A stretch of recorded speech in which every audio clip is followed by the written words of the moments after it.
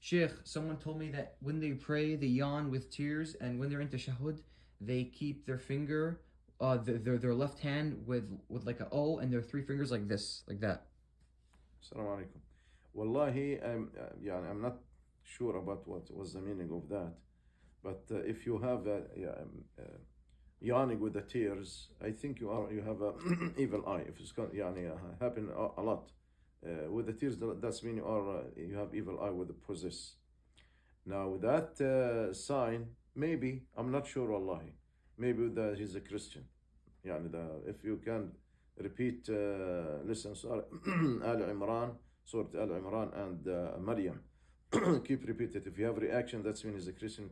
You can go through it, inshallah. And you're saying Christian because the hand has three fingers. Three, sometimes you're going to do it like this, something like this. That's a sign for a Christian. Yeah, sign for a Christian. Shukran, Sheikh.